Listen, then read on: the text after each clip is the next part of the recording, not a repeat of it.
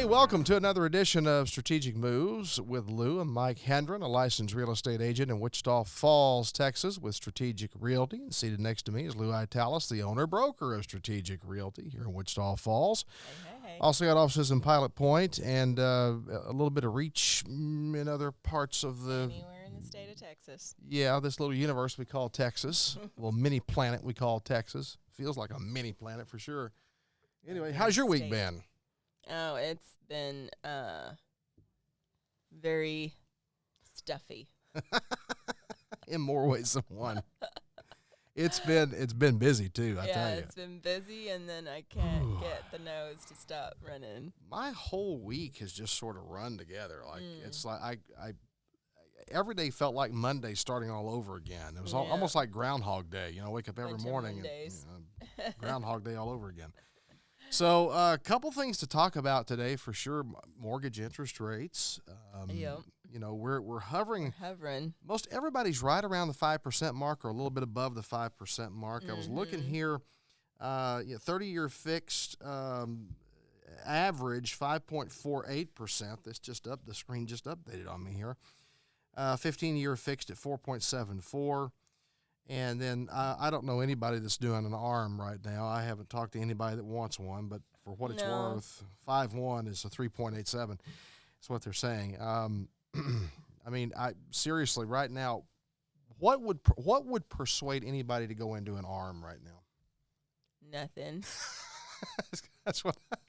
Yeah, I can't think of any reason why I would want to do that It's right just, I don't think anybody would ever. I mean, the only reason why anybody would accommodate an ARM is if they had some financial issues as far as like their credit score, and that was the only type of financing they could secure. But even then, I mean, I wouldn't even advise it. I mean, that would just be so dangerous. Or I mean, maybe if you already have credit issues, don't go getting into something like that. Cause or maybe if could interest just rates were snowball on already you. like really high, and you're hoping at some point you'll get a lower rate. But we ain't that high yet, y'all. I don't think so. And I don't know if we're going to go that high. I mean, I just don't. I know there's a lot of talk about what the Fed's going to do and how it's going to impact mortgage rates and on and on and on. And I just don't. I don't see a situation where we're going to end up at 10 or 11% or anything like that. That would be almost a doomsday type of thing. I think that would throw us into a catastrophic market failure. Yeah. Well then maybe not Texas. I don't know that it would really affect Texas too much because we seem to have, an isolation when it comes to those kinds of things. Even though Austin and Dallas, they're starting to slow down as far as like all of their price increases. They have increased exponentially, and I think that they're starting to wane a little bit or even drop a little bit. But it just really depends on the house. It depends on the neighborhood. It depends. Yeah. There's so many variables that come into play when it comes to, pricing your house. And, if you price it right, you're going to sell it. I mean, that's just the bottom line. Yeah. And the interest rates, what we're seeing right now, don't seem to be slowing anybody down. I mean, people are still borrowing money. They're still getting. Now, I've seen a couple of stories. I think there was one from Wall Street Journal and one from another publication about mortgage applications dropping over the last 30 days. Yeah, I think that has slowed down a little bit. Yeah. Well, but at the same time though, I think if you need to buy a house, you're going to do it. I mean, if you're in a situation where you got to find, like I'm working with a guy right now. We just started talking yesterday. They're new in town. They're new in the state. They're renting right now. They don't want to rent. They want to buy. They want to own something. Because of the short, I think that a lot of that might be because of the shortage of adequate homes for purchase. That has changed the dynamic a little bit to where people are starting to rent more than they had in the past. Right. And so there's more people renting houses and not getting into a loan, but that's going to eventually change. Sure. Or, so, how it goes. it's a buyer's market, so there's more buyers than there are sellers. Well, now the buyers have to find something. I mean, everybody has to find a place to live. Sure. So if they can't find something on the market, then they're going to go and rent, and then they're going to, rent an apartment, rent a house or whatever, and they're going to rent it for a year, and then in a year they're going to get back on the market. So, I mean, we might be seeing that kind of cycle. Well, and I think that, the other thing that's maybe affecting the mortgage applications too is not just interest rates, but also the fact that there's just not enough inventory to be had. Well, that's what I mean. Like, there's a lot of people that just kind of gave up so on. people are starting to give up a little bit, and they're starting to get out of the market, and then and rent, and then in a year or so, it's gonna come back. But you take our market where rentals are really at a premium. I mean, nice rentals. I mean, if you're looking for a nice 3-bedroom, 2-bathroom home in a nice area, it's hard to find around here right now. It just is. There seems to be, there's some what I would say are slightly higher end rentals, at least in terms of price, and then there's a lot of the so-so rentals, properties that they're okay, but they're not great, and there's not a lot in the middle. There's not a lot in between. Yeah. I mean, that happens too.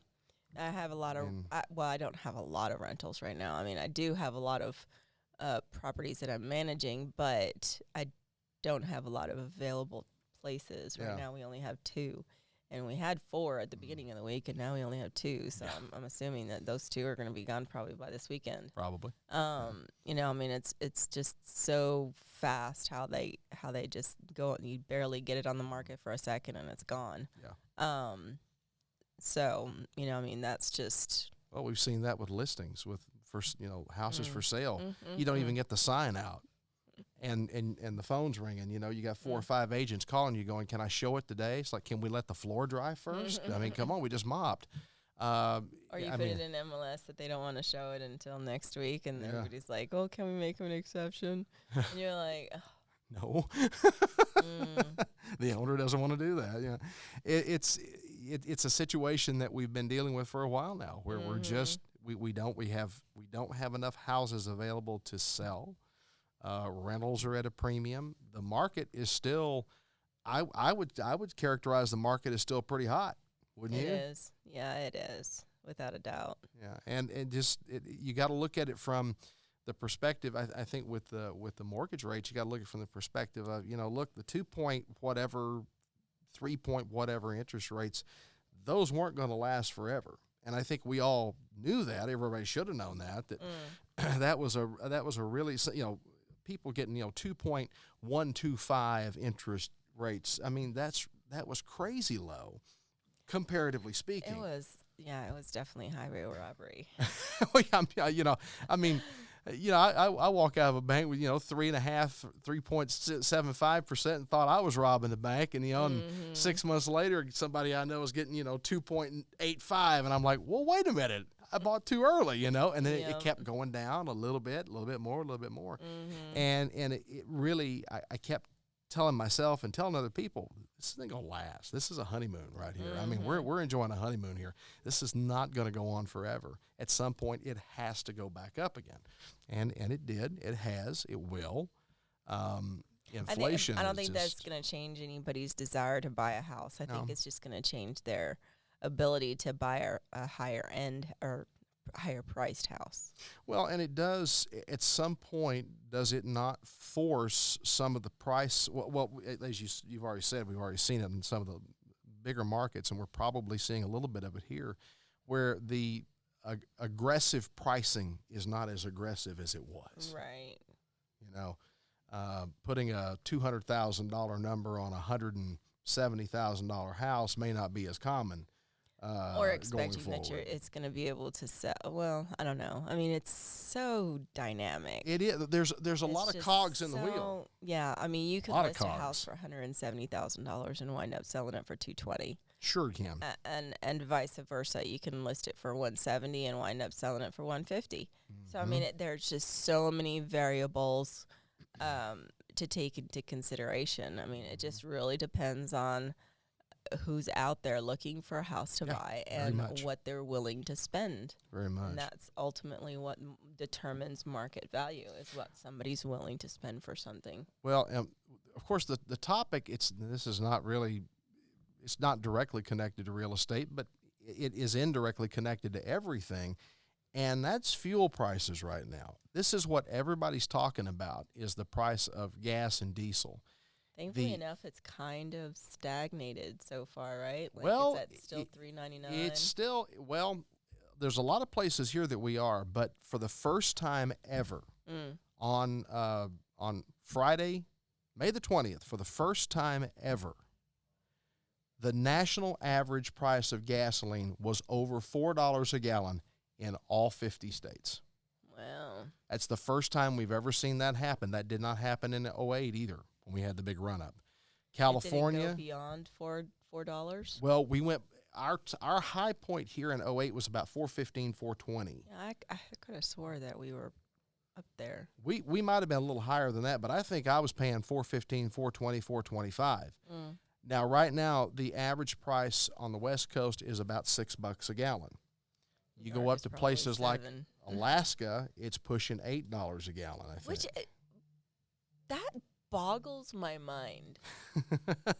Like, why is Alaska higher than Texas? Well, I don't think they have a lot of refining capacity up there, so they have to import a lot of their fuel, and a lot of stuff has to be flown in, because there are no roads in which to truck it in. Like we truck our fuel in big tanker trucks. It pulls into the gas station. They hook up and unload. Yeah, but they have their oh, no, wait.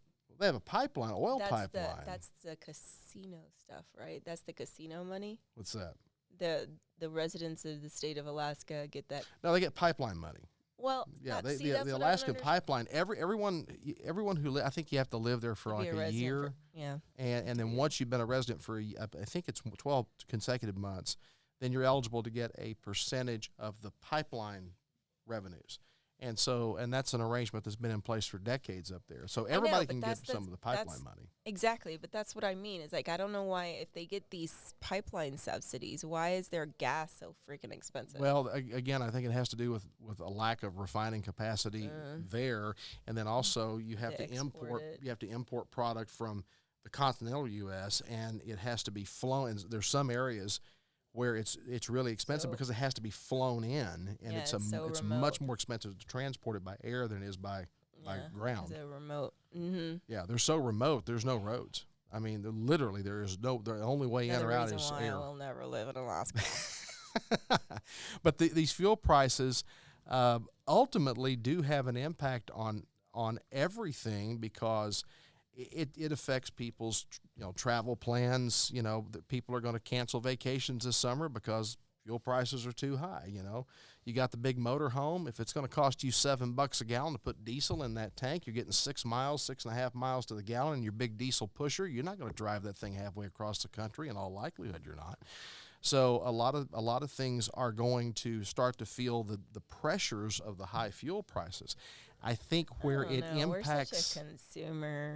We're such a consumer national society that. Oh, we are. We're still going to buy it, but I don't think that it's going to affect us that much. I think that it's probably just going to. Well, my point. It's going to affect Americans as far as like the amount of debt that they accumulate. Well, but my point is you'll start contracting your budgets in areas where you can, so that you can continue to buy the fuel. You're going to continue to buy gas and diesel. Mm-hmm. You got to get to work, get to school. You got to do your job. If you're a business owner and you depend on a diesel truck or whatever, or you're a farmer or rancher, you still got to buy diesel. You're just going to cut out the extras. But you're not going to take the vacations. You're not going to buy the. You're not going to go to the movie theater. Extra clothes. Yeah, you're going to. All of the other things. All of the other extraneous areas of the economy start to feel the weight of that. Yeah, the hobbies will stop. So, and I do wonder how it ultimately may impact our industry. And people's willingness to purchase, if we get to a point where, right now there is a threat, and I call it a threat because it feels like a threat. In Washington, D.C., they're talking $10 a gallon for gas. They're suffering massive shortages, and they're talking $10 a gallon, which, here's the thing. I see. I don't. From I mean, I get what you're saying, Yeah. but at the same time, real estate is one of those industries, those markets that everybody needs a place to live. Oh, absolutely. And the rentals historically Yeah. have always been higher than buying. Mm-hmm. So you can always get more value, more for your buck when you buy. Sure. So I think that in Well, general, people are still going to be attracted to buying houses. well, yeah, because when you buy, you build equity in it. You Right. personally build Yeah. equity in that property. And a house that is for lease for $1,500, if you were to buy that house, it would only be $1,300 a month. So not only are you building equity in the house, and putting money towards, your investment towards the future or whatever, a future retirement or, just saving money, in other words. Right. But you're also going to be not paying as high a premium Sure. for that same house. Well, and I think that's where we gain in almost any economic situation, and especially in a situation like this where we gain, is people have to look at it as this is an investment. It's like buying gold or silver or platinum. It's like putting your money into hard assets and investments. This real estate is a hard asset. It's a hard investment, and it's one that traditionally does gain value. It's never your land's never been worth zero. I'll tell you that. Yeah, it'll only gain value once you've been in it for at least 5 years. Right. I mean, you have to get past that first big lump of interest that you're going to be paying. And it's always advisable to make an extra payment or two a year. Sure. That way you can pay down some more of the principal. Because paying down that principal is what's going to add money in your pocket in the end. Ultimately, it's going to help you. Yeah, exactly. So, I mean, it's just a numbers game. I love the numbers games. It is. And, I mean, that's what buying a house is. It's just a numbers game. So, well, where the inflationary stuff affects people more than it's psychological. It's the idea that I'm paying. I was paying X for fuel a year ago, and I'm paying Y now, and wow, look at the difference. There's going to be things that people, like you said already, sure, that people are going to, no matter what, continue to purchase, and that's going to be gas, housing, electricity, food. But they're just going to stop doing the things in between. You know, going out to restaurants every weekend, or, going to the movie theaters a lot, or taking long vacations, or, those, or some of the subscriptions that they're paying. And, they might cut back on some of those things. Sure. But the everyday things that they need in order to be able to take care of their family, they're going to continue to do, or at least they should. Otherwise, you're, wind up in foreclosure or eviction. Well, that's the thing. I mean, there are certain things that bankruptcy. we look at as necessities in our life. We food, clothing, shelter. I mean, that's the top three on the list. You got to eat. You need to have clothes on because it's illegal to be naked in public. It's frowned upon. It's frowned upon. And you need shelter. You need a place to live. You want a place, and you if you can, you want a safe place for your family to live. And so you're going to seek that out. You're going to do that. There are certain things you're going to spend money on no matter what, because you look at it as a necessity in your life, and food, clothing, and shelter are the top of that list. So, you're going to continue to do that no matter what, but you will cut back in other areas. So, but everybody... And I think that's what sellers are kind of scared. That's why it kind of boggles my mind that sellers are scared to put their houses on the market. Because no matter what, they're going to be able to sell it. And no matter what, they're going to be able to find something to replace it with. Sure they will. It might take a little bit of time. It might take a little bit of creativity. But that's where you talk to a real estate agent that can help you get that taken care of. That's where we go to work for you. That's where, let the experts be your guides. Right. Exactly. That's what we're here for. That's what we're here for. And, where the fuel prices are concerned, everybody just stay calm, because as we saw back in 2008, it's unsustainable. It will start to put pressure, again, on other areas of the economy.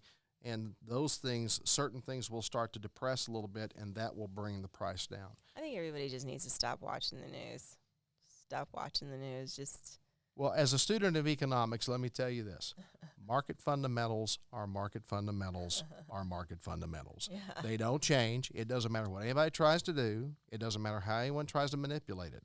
Ultimately, the market controls the market, and it's going to flex and move and shift and cycle.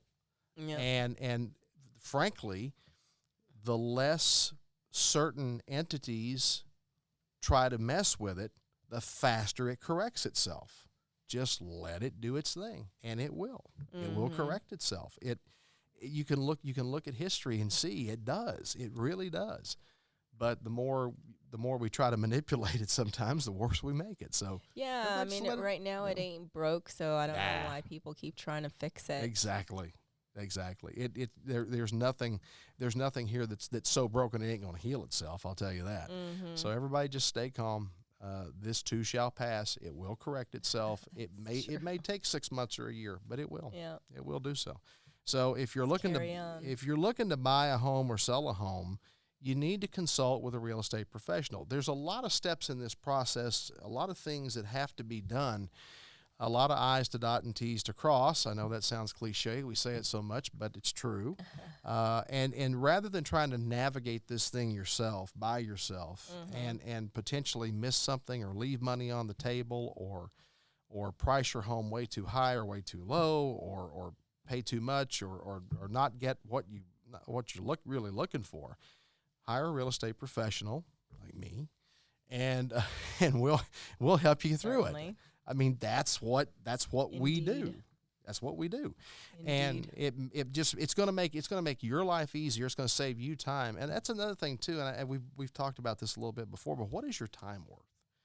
You can invest unbelievable amounts of your time in searching for a home or preparing to sell a home or going through all of the steps and then realizing, 6 weeks or 6 days into the process, oh God, I missed something, and tripping over yourself. Don't do that. Or you decide that, it's too much work. Now you're going to now you're scrambling to call a real estate agent. Yeah. And just don't call just anybody. Yeah. We would prefer you call us, actually, of course, obviously, Wood Strategic Realty. And you can reach me directly at 940-232-3876. You can reach us on our website at strategicrealty.net, which is plenty easy to do. Yes. And you can call our offices at 940-689-7900. She's good at that one. And she's good at a lot of things. I'm teasing. She's professional. Today I'm not so much. Oh, you're doing all right. Today I'm slugging it. You're doing all right. But, absolutely reach out to a professional and let them help you out with it. And don't try to navigate this thing by yourself. And especially in a market like this where there's a lot of things that are in flux right now. Dynamic. I keep going back to that same word. It's so dynamic right now. One day it could be, a perfect storm and you're just, super lucky and you find exactly what you're looking for. Yep. And, everything just lines up perfectly and the buyer, or the seller is completely workable. And then the next week, the next buyer that you have is just a total freaking disaster. So, I mean, you just got to take it one day at a time. One day at a time. And, we are, to some degree, we're trained to kind of roll with the punches and we're able to adapt and overcome. That's part of what we do is, how's the old phrase go? Improvise, adapt, and overcome. And sometimes that's what you have to do in certain situations. Managing that stress, that's for sure. You do have to be good at managing the stress. You try not to let it get to you too much. And the fact of the matter is most of us, I think, in this business enjoy what we do. We have fun with it. We think we're pretty good at what we do, but we love what we do. We enjoy it, and that right there is the most important thing. You can encounter professionals in every field that don't really love what they're doing. You can tell it. Yeah. It kind of comes through that they don't really enjoy it. And those folks tend to not do nearly as good a job for you as ones who really enjoy what they're doing, who really like what they're doing. I've been doing real estate now for 13 years, and it's never failed to just completely amuse me. Mm-hmm. You know, I don't really feel, I mean, yes, I'm working and I work hard, but it's a satisfying work that I wouldn't trade for the world. Yeah. You know, and it doesn't take a lot to do our work. It just takes a lot of, it doesn't take a lot of intelligence or anything like that. It just takes a lot of perseverance, because there are so many things, and being able to kind of multitask everything, because you're going to have a lot of clients and you're going to have a lot of scenarios, and every single situation is just a little bit different. And you have to be able to kind of roll with the punches. I think I'm pretty intelligent. I got past 4+4 in school, you know. No, I'm not saying that you're any of us are stupid. I got the 12 times 12 and I cried. Anyway. Yep. No, I know I'm teasing. We're just having fun with it here. Yeah, exactly. You know, I mean, it's just a matter of I feel like I'm pretty capable of thinking outside the box, because sometimes that's what this job requires. Takes a little creativity. Yeah, because you have problems that are thrown at you. Yeah. And you got to be able to kind of navigate those problems and deal with it in a manner that solves the problem and doesn't make it worse. Hence the adapt and overcome part of it all. Yes. You do it. So you figure it out. You need to be a problem solver, and you need to be creative, and you need to be resourceful.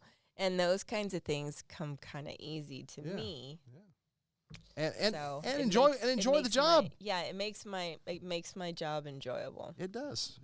I mean, I've got a couple I'm working with right now from out of state, and they've been they've been great clients to work with so far. Even though we've not got to meet yet, and we're doing everything, you know, by telephone and FaceTime and, you know, electronic documents, and I mean everything right now. Nothing's happened face to face yet. We'll get there at closing, but you know, it's one of those things where, you know, we've built a great rapport with one another. You know, we've built a great relationship, and we've really become friends at this point. You know, we have a very, very friendly relationship at this point, and that's important. You know, it's there's another aspect of this that makes it super nice. Yeah, there's a business aspect to it that does need to be all business. You know, there's details that have to be all business. But to be able to build the relationship building aspect of it is very, very important. Some of the best people that I've ever worked with, or, you know, that I've met in this business are still friends of mine and clients to this day. So, I mean, that's one of the really awesome things about real estate, is that you get to meet people from every walk in the world. Sure do. And I mean, I hear people's stories from all over the world. From every corner you can imagine. Yeah, especially here in Wichita Falls when you get military and you have, that's huge here. Very huge here. Well, again, strategicrealty.net's the website. Call me directly, Mike Hendren, 940-232-3876. You can call the office, 940-689-7900. You did it. See? And on our offices, we're located locally at 4200 Fairway Boulevard is where we're located at. Come and see us. Come and see us. We'd love to hear from you. So, guys, take care. We'll catch you next time with another episode of Strategic Moves with Lou. Until then, we'll see you down the road. Toodles.